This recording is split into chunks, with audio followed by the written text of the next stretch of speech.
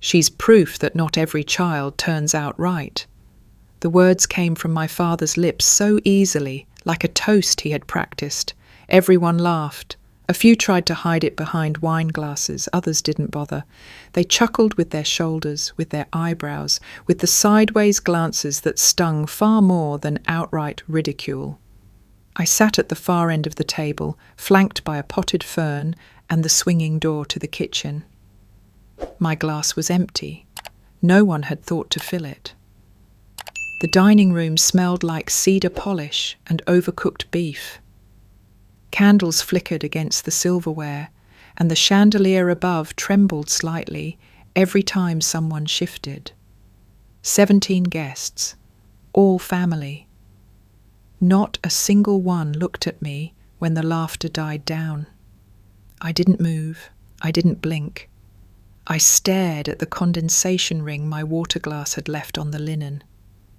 It's strange what you remember in moments like that. I remembered being 7, showing my father a science fair ribbon. I remembered the way he nodded vaguely, then asked me to take out the trash. I remembered every time he introduced me to someone with, "This is Erica, she's figuring things out." Now I was 38, a guest in my childhood home, sitting in the same seat I sat in when I was 12, a place they thought I belonged.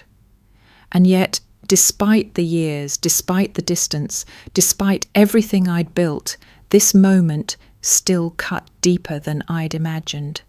What they didn't know was everything was about to change, and none of them would ever look at me the same again. It started young. I don't think my father ever meant to raise a daughter, at least not one like me. He wanted neatness, predictability, daughters who smiled on cue, wore dresses to church, married young and made potato salad for the 4th of July picnic. But I liked questions. I liked taking apart radios just to see how they worked. I liked numbers more than dolls, and I liked silence more than people. That, to him, was a threat, a disappointment. By the time I was 9, he had already stopped trying to understand me. He didn't yell, that would have been easy. Instead, he dismissed, shrugged.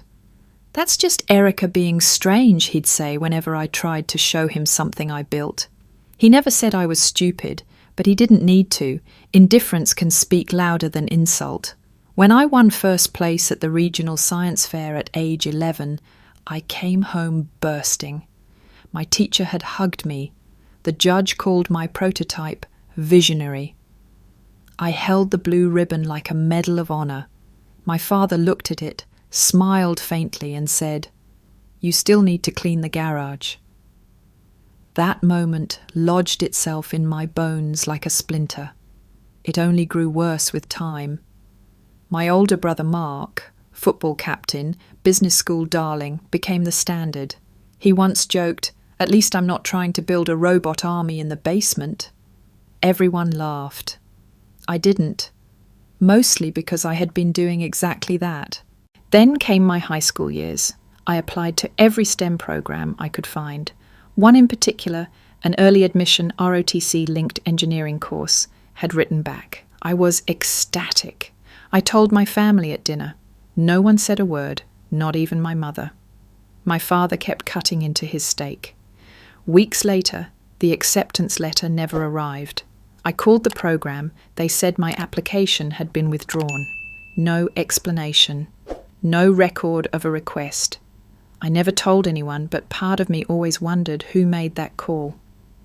College was my first escape. I chose a school 8 states away, not because it was the best fit, but because it was far. Far from the silence, the sideways glances, and the suffocating weight of never being enough. I studied aerospace engineering. The program was brutal. I failed my first thermodynamics exam. I cried in the library bathroom and told myself I would transfer, but I didn't. I stayed. I fought. I graduated second in my class, just behind a prodigy who now builds satellites for NASA. I never told my family, not because I didn't want them to know, but because they never asked. At some point, silence becomes mutual. I built my career in fragments, internships, research labs, small contracts with the military's R&D division.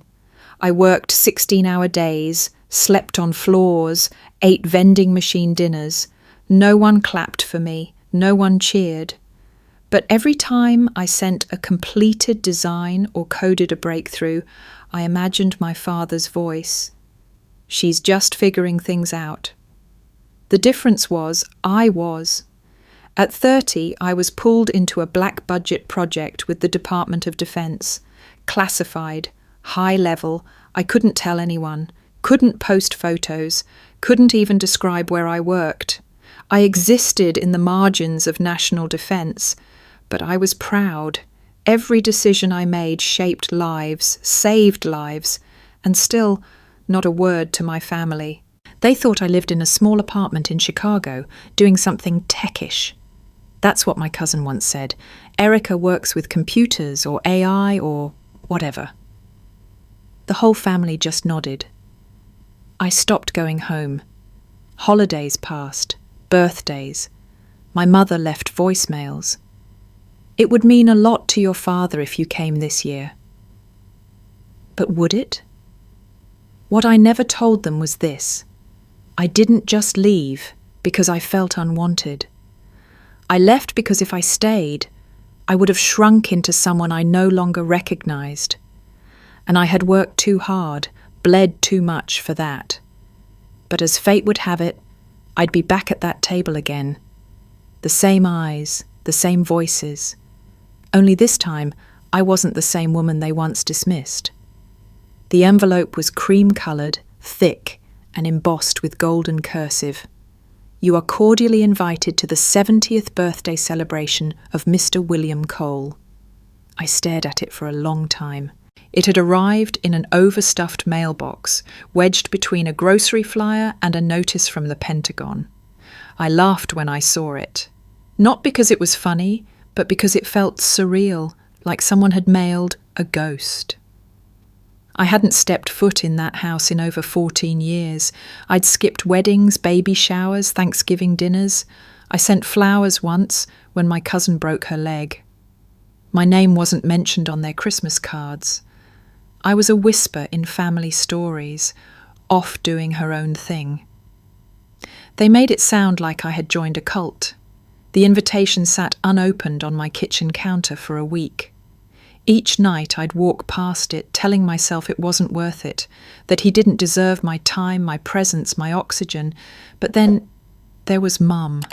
She had called, soft-voiced as always. Your father? Well, it's a big milestone. Everyone's coming. He won't say it, but I think he hopes you will too. I didn't know what twisted me more, the hope in her voice, or the part of me that still wanted to be seen, not recognised, not praised, just seen. Like I was real. I stared at the date, the RSVP, the location that hadn't changed since I was born, the front porch that creaked, the pine tree I used to hide behind, the hallway that smelled like lemon polish and scorn. That house was still standing, but I wasn't the same girl who left it. I packed a single black dress, plain heels, no makeup, no jewellery. I didn't want them to think I was trying to impress anyone. But I did carry one thing they wouldn't see, clearance-level documents stored in my briefcase, marked with red stripes and security codes, proof of everything they didn't believe I could become. I didn't go back for him. I didn't go back for revenge. I went back because I wanted to look that place in the eye and no longer flinch. The house looked smaller than I remembered. Maybe it was the way the paint had faded on the shutters, or how the porch steps creaked louder beneath my heels. Or maybe it was just that I had finally grown beyond it. The front door opened before I could knock. My sister-in-law, Dana, stood there in an apron, holding a wooden spoon and wearing her ever-polite smile. Erica, she said, stretching the name like taffy. Wow, it's been years? 14, I replied, stepping inside. The scent hit me first, lemon cleaner and roasted meat, layered with something sharp, Nostalgia, maybe, or judgment. She led me into the foyer, her voice chirping behind me. "We weren't sure you'd come. Mark said you'd probably be busy with, your tech stuff." I didn't answer. My heels clicked softly against the tile as I took in the framed photographs lining the walls, Mark in his graduation robe, Dana holding their twins, family trips to places I was never invited. No one had bothered to update the photo of me. It was still the same one from high school. Braces, awkward bangs, eyes too wide with hope. From the kitchen, voices filtered through, laughter, clinking glasses, the warm hum of togetherness. A gathering I had been added to like a footnote. "Here's your seat," Dana said, pulling out a chair at the end of the long dining table. The very end. It was wedged between the swinging door to the kitchen and a sideboard cluttered with serving trays. The chair cushions sagged. No name card, no wine glass, just a single napkin folded carelessly. I looked down the length of the table, Mark and Dana in the centre, their children beside them. My uncle next to my father.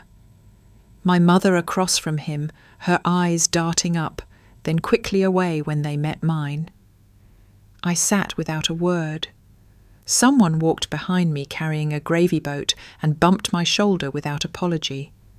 I reached for the pitcher of water near the centrepiece. It was just out of reach. No one offered to pass it. The conversations flowed without me. Soccer schedules, business deals, a new grill someone just installed.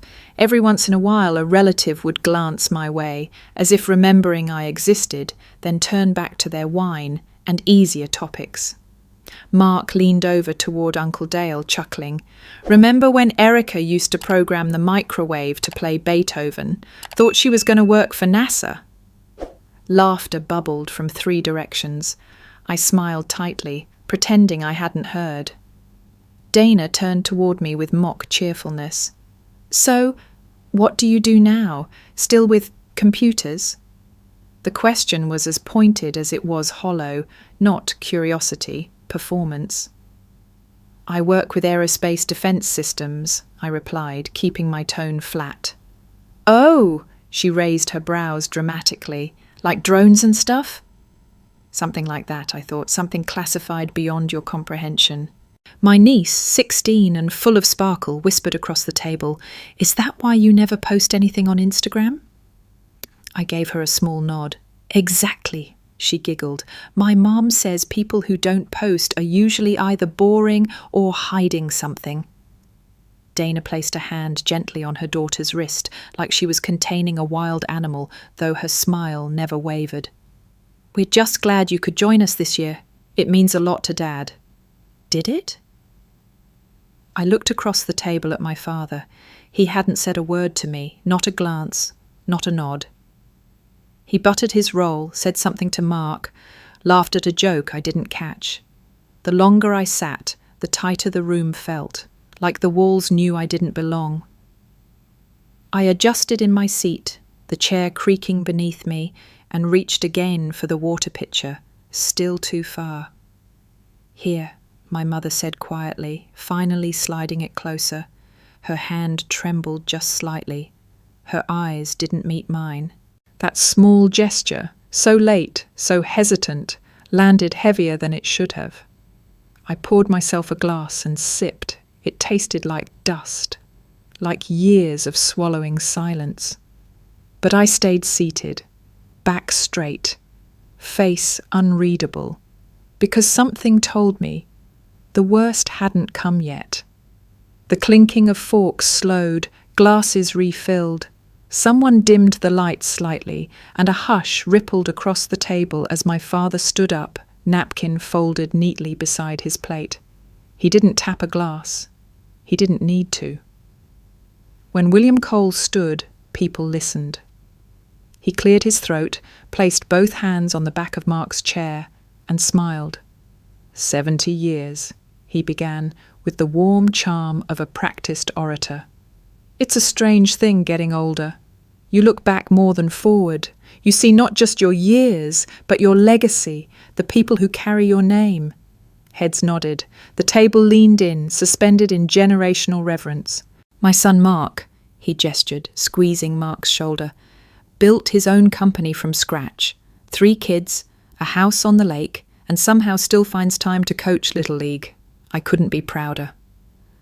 Applause erupted. Mark smiled, modest and polished. Dana kissed his cheek like they were on stage. My father moved to the next chair. My daughter-in-law Dana keeps this whole family running. You all know it. Organised every detail tonight. She's the glue. More claps.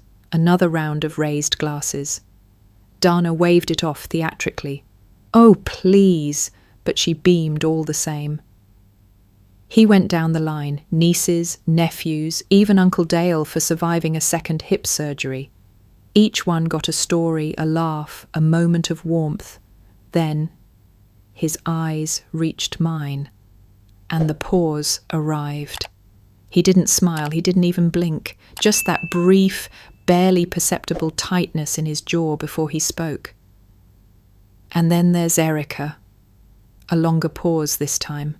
My name felt like a pebble dropped into a well, soft, distant, fading. She's done her own thing, always has, marches to her own drum, as they say. A chuckle from someone, a cousin, maybe. He looked away as he finished. She's proof that not every child turns out the same, but hey, effort counts too. Laughter. Stifled at first, then emboldened, it cracked through the air like a slow rip, opening something inside me I hadn't let breathe in years. Effort counts. I stared at him. At the man who once told me ambition was unattractive in women. At the man who called me impractical, who said war and science were for men with guts, not girls with dreams. I felt my hand tighten around the stem of my water glass, not in rage, in restraint, because I had planned for this moment, but I hadn't expected it to hurt this much. I didn't realize I had stood up until the chair scraped behind me. The laughter still hung in the air, brittle and fading, like smoke after a cheap firework. Someone cleared their throat. A fork clinked against a plate. The kind of hush that doesn't settle, it tightens. I adjusted my dress with one hand, the other resting flat against the tablecloth. My pulse thrummed just beneath the surface, and I could feel 17 pairs of eyes sliding toward me, not with concern, but with curiosity. I hadn't said a word. Not yet. And I wouldn't. I wasn't going to make a scene. That's what they wanted. That's what would feed the story. She overreacted as always. She never could take a joke. I could already hear it. No. If I was going to speak, it wouldn't be tonight. Not here. Not on their terms. I reached for my purse, slowly, methodically. My fingertips grazed the leather flap when I felt it. That gaze. My father. He was watching me now, finally. But not with regret. Not with any trace of apology. There was satisfaction there. The faint curve of a victorious smirk, so slight it might have been imagined. But I saw it. He wanted me to walk out. He wanted this to be my limit, a final confirmation that I was too fragile, too proud, too ungrateful. He had spoken like a judge giving a sentence, not just about me, but to me. And then I sat back down. The chair gave a soft sigh beneath me. I folded my napkin again, took a sip of the lukewarm water, set the glass down without a sound. Let them think I had swallowed it. Let them believe the weight of that speech had anchored me back into place, because they didn't know what was coming. They didn't know the phone in my purse had already buzzed 3 times, each one a coded signal. They didn't know who I was anymore, not really, and I was done letting them define me. The phone buzzed again. I reached into my purse slowly, casually, as if retrieving a mint or a handkerchief. The screen flashed restricted in bold white letters, the kind that didn't leave voicemails, the kind that didn't call unless it mattered. I glanced at the time, 9:02 p.m., right on schedule. I pressed the green button and raised it to my ear, still seated, still silent.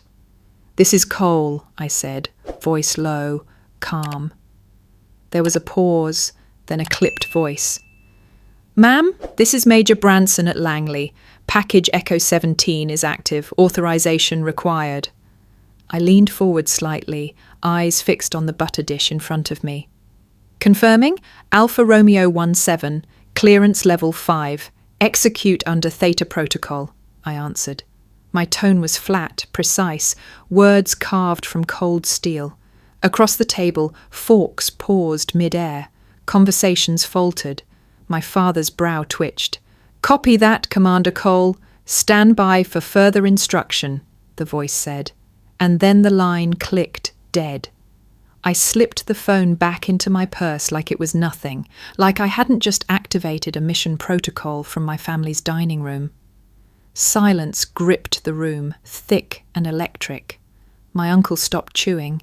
My niece blinked rapidly, unsure if this was some elaborate joke. Mark let out a nervous chuckle. Was that a work call?" I met his gaze and said nothing. My father's fingers curled slowly around the stem of his wine glass. He opened his mouth, probably to reassert dominance, to demand explanation, but then came the knock, firm, precise, 3 times. All eyes turned toward the front of the house. My mother instinctively reached for her pearls. Dana rose halfway, eyebrows pinched.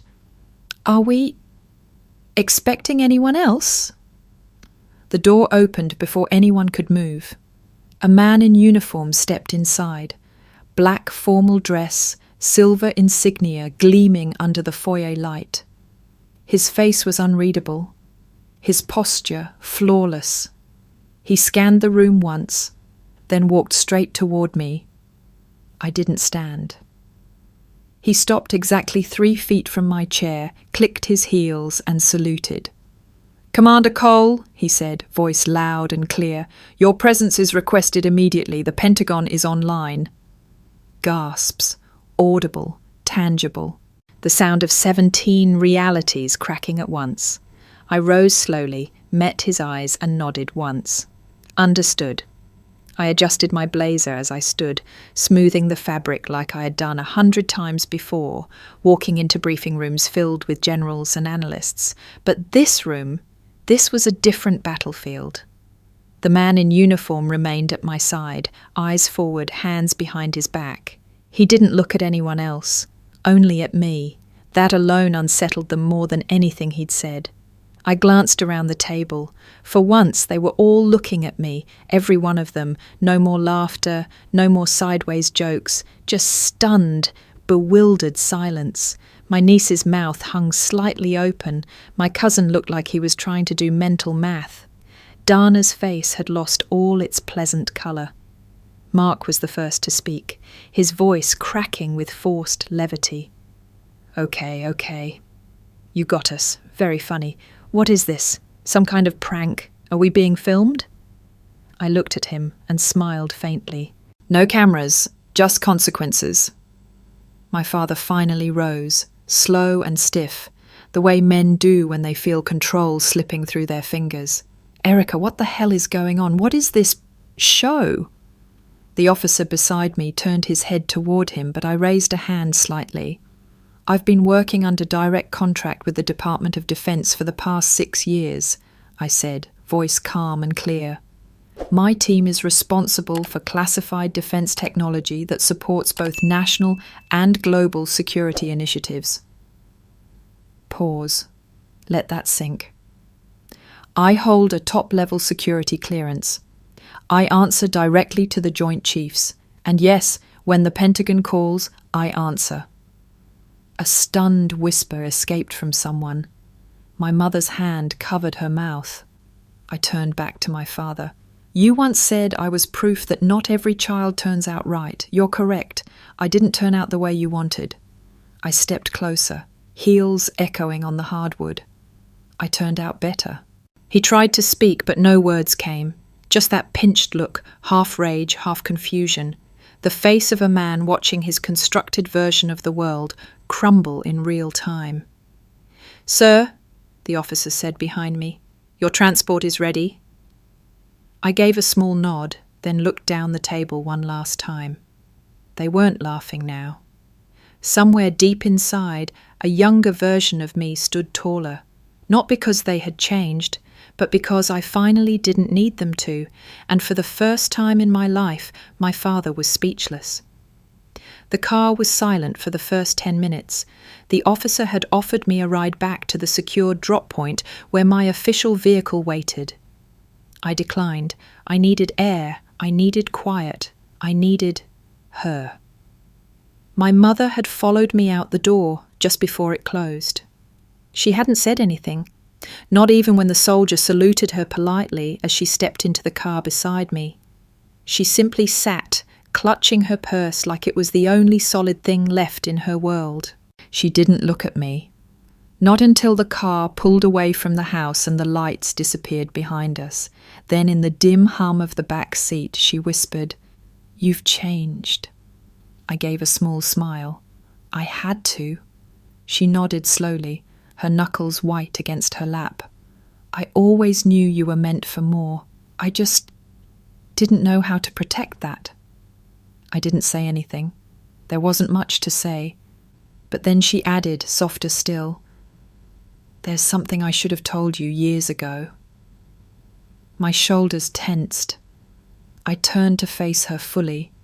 She swallowed hard. "That summer, when you applied for the ROTC program, you got in. The letter arrived." I froze. She kept going, voice trembling, but steady. "Your father opened it before you got home.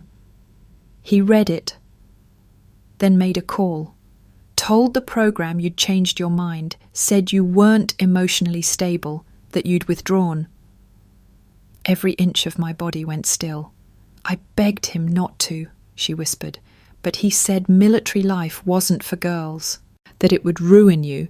He said if you found out you'd just grow resentful, and he'd rather deal with that than send you into a world where he had no control." The car moved forward, but my breath didn't. All these years, I'd suspected something. That sudden silence from the program, the way no explanation ever came, but hearing it out loud, knowing the truth had a voice, and that voice was hers, hurt deeper than I expected. "I'm sorry," she said, tears welling up now. "I was weak. I let him convince me it was for your own good." I looked out the window. The darkness outside felt honest. At least it didn't pretend. "When you called me back then," she continued, "you sounded so hopeful. And when nothing arrived, you still tried to stay strong. That strength, it scared him." That part didn't surprise me. She reached for my hand, hesitant. I let her take it. "I never stopped being proud of you, Erica," she said. "I just stopped knowing how to show it." I squeezed her fingers gently, and for the first time in years the pain wasn't mine alone. The invitation I sent was printed on the same ivory cardstock they'd used for my father's birthday dinner. No gold cursive, no fake warmth, just 12 words at the top. "You are invited to attend the National Recognition Ceremony for Commander Erica Cole." Below that, the seal of the Department of Defense, a date, a location, the Hall of Honor at Arlington, and a simple note, "Formal attire required, RSVP not needed, attendance is optional." I didn't expect them to come, and they didn't, but I knew they watched. The ceremony was broadcast quietly on national television, one of those early morning airings between political coverage and military briefings. Not headline news, but enough for the right people to see, enough for them to see. I stood on a black marble stage beneath soft lights, wearing the dark blue of official dress, ribbons pinned, silver insignia gleaming over my heart. Behind me, a 3-star general spoke about resilience, brilliance, and integrity, about the woman who led a covert engineering project that had quietly saved hundreds of lives across 2 continents, a name that had remained in the shadows for years, until now. When he said my name, Commander Erica Cole, the applause wasn't thunderous, but it was sincere, the kind that vibrates not from noise, but from meaning. As I stepped up to accept the medal, I caught a camera lens out of the corner of my eye. CNN, maybe, or one of the local affiliates. Either way, the beam of that red light meant one thing: someone at home was watching. And they were. I later found out that Mark saw it first, sitting in his office, scrolling through channels while waiting for a meeting to start. Dana watched it later, on her phone in the kitchen. My niece reposted the clip with 2 wide-eyed emojis and the caption, "Wait, what?" But it was my father who called, not me, my mother. She told me weeks later that he sat on the edge of the bed, remote in hand, staring at the screen long after the broadcast ended. Said nothing, just stared. No apology came, no letter, no acknowledgement. He didn't need to speak. I had already said everything I needed to, without ever raising my voice. A month after the ceremony, I found myself standing behind the old house again. Not for them, not even for her. For me. The backyard hadn't changed. The pine tree I used to climb was still there, taller now, brittle in the middle but standing. The grass was patchy, and the old wooden bench beneath the tree creaked when I sat down. It always had. This was where I used to hide, where I'd read science books under a blanket, whisper equations to myself, sketch designs I never showed anyone, where I cried the day that acceptance letter never came, where I first imagined what escape might look like. And now it was where I let it all go. I pulled the medal from my coat pocket. Small, heavy, engraved with my name and rank. The weight didn't bother me, it never had. What did was what it represented. Every sacrifice, every lonely night, every time I had to choose silence over vindication. I placed it gently on the bench beside me, not as a symbol, just as a reminder that I had earned everything they thought I couldn't. A breeze rustled through the branches above. Somewhere inside the house, a door creaked. I didn't turn. I wasn't here to be seen. I was here because I no longer needed to be. For so long, I'd chased something from this place, approval, recognition, maybe even love. But sitting here now, I realized the truth. I had already become the woman I needed, and she didn't live in this house anymore. I stood up, leaving the medal on the bench, not in bitterness but in peace, as if returning a stone I no longer needed to carry. And as I walked away, the wind behind me was soft, not pushing, just present, the way grace often is.